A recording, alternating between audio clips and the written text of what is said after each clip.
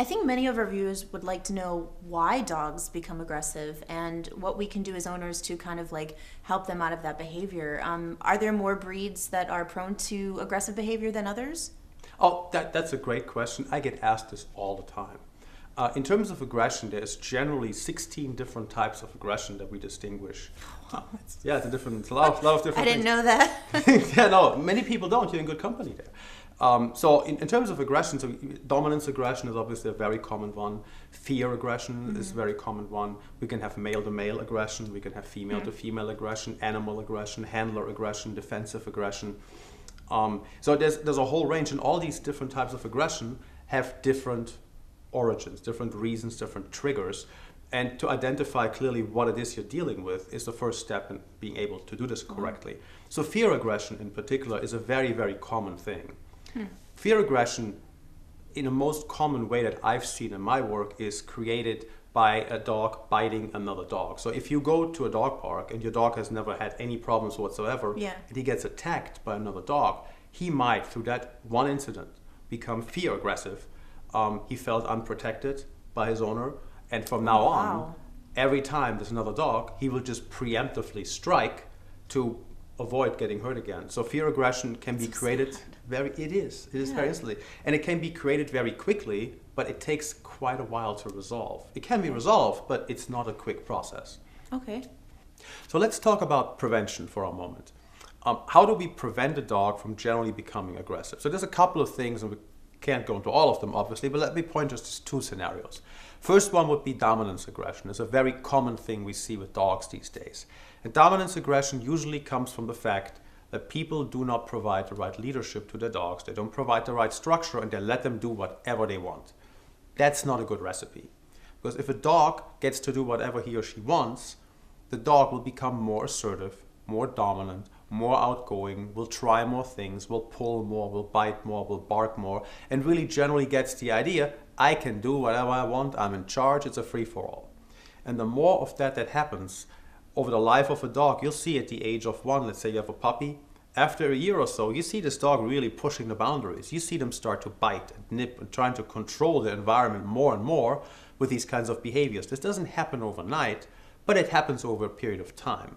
And that happens because dogs are pack-oriented animals. For them, the family you're living in is a pack, and the pack has a structure, it has a hierarchy, it has an order, it has a way of operating that has nothing to do with normal family life. These are animals, they're not people. And from a dog's perspective, if he can be or she can be in charge the whole time, she will get into this pack leader mindset, and then he or she will do whatever she pleases at any given moment. And then you see aggression coming out towards maybe people who visit, people who walk by properties, the territory, the home. If somebody comes in, could even be the mailman. Other dogs on the walk. You will start seeing dogs behaving themselves more assertively, more dominant, and they escalate further and further, and it will become actual aggression because these other elements are foreigners or strangers or intruders in their territory. And the territorial component of a dog will just come out more and more. So by basically not giving a dog any kind of structure over an extended period of time and letting them do whatever they want, they will become more dominant, more assertive, and at the end result, more aggressive.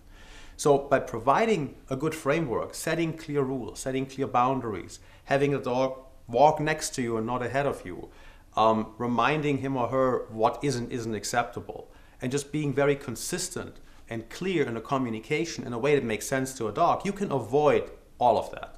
And your dog will be much happier for it, which is the other thing. It is not that peaceful to be the pack leader, because if you're in charge of the whole pack, everything is a problem. You have to evaluate the mailman, the other dog, the bicycle, the car. And for a dog, that's a lot to take. So dogs will be much calmer and more relaxed if they don't have to deal with that. Another thing that I mentioned earlier about fear aggression, you can just avoid having your dog getting attacked by another dog by doing one thing or not doing one thing. Don't go to a dog park, because that's where most of that stuff happens. So you have this so often that I get clients, their dog was perfectly fine, they went to the dog park, that's been fine forever, but this one time a dog came up, started a fight, their dog got bitten, and boom. Now you have a fear aggressive dog and you have to deal with that problem. So by establishing a good rule set into your home and also avoiding certain high-risk things, you can avoid and prevent a lot of these aggression problems coming through. So Ralph, what about certain breeds like pit bulls? Are they just aggressive by nature? Great question. Many people ask that, and the answer is no. Okay. There is there's no such thing as aggressive breeds. There's no such thing as aggressive dogs by breed or nature. Aggression is created. It's not something a dog is born with. Oh. Dogs are not born aggressive. Dogs are born social. And they're curious about their environment. So when a dog becomes Like aggressive, us. like us, exactly, curious about our environment. We are. So when a dog becomes aggressive, it is through something that has happened in his life Right. or something that a person has done to him. And if you give people who have aggressive dogs, and these dogs have done stuff, if you give that same person a Chihuahua or a Poodle, you end up with an aggressive Chihuahua or an aggressive Poodle. Huh. It is really what happened in that dog's life that brought that out. It's not the breed. It's always the person behind the breed.